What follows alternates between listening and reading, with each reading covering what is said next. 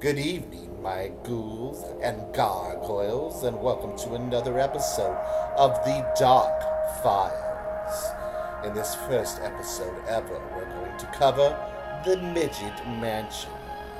Nestled in San Antonio's medical district is the lost relic of the Midget Mansion, or rather, it's no longer standing.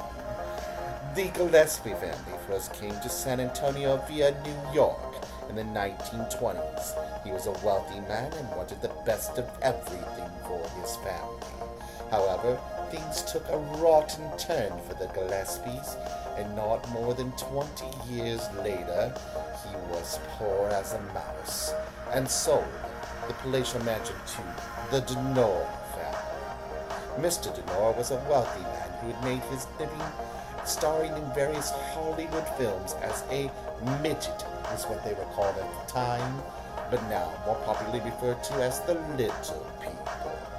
He began fashioning out the home to be smaller in stature, lowering the doorknobs, the chairs, the toilet seats, and the wares. He had moved his love that he met on the set of The Wizard of Oz to his palatial home, and they started a family. He and the missus would have two daughters.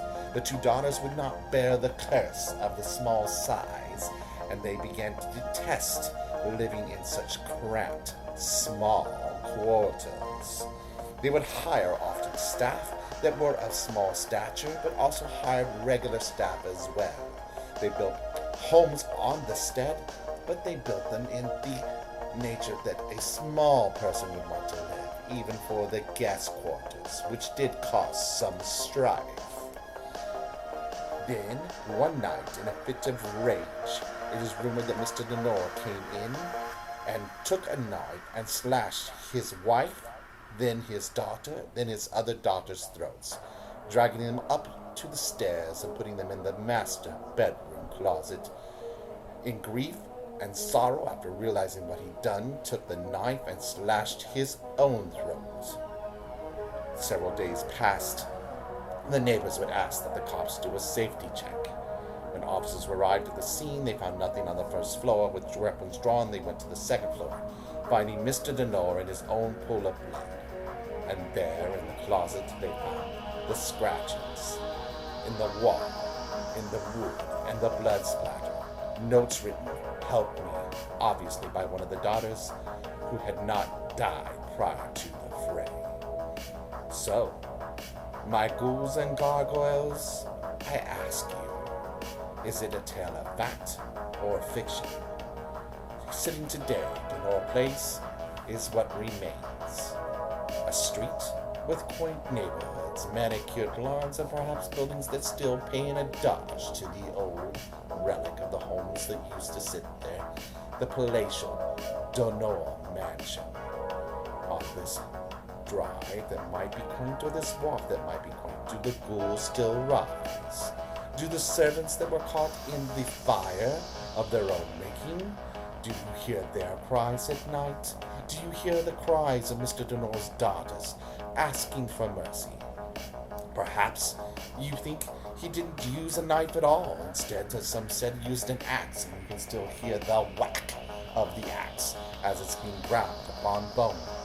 His wife crying out for mercy. But no one came to the palatial home. No one came to save them. Now one has to ask themselves, do these people live in denial that live on Denore Street? Are they trying to keep secrets out or secrets in? Do the spirits stay trapped inside the land? Did the residents there know that the servants tried to burn down the home as a means of purging the land? This is where it is rumored that the home of the Denores actually was, on this drive, Denore Place, at the end of the street, on top of a hill, where tragedy met travesty. And perhaps this is the place, maybe just overgrown and overgrown, where it reclaimed the home. Is this where it sits now? Developers are certainly going to be ones to want to hush people as they want to sell new places. Again, my ghouls and gargoyles, is this fact or fiction? Only you can decide. And we'll see you next time on the other side.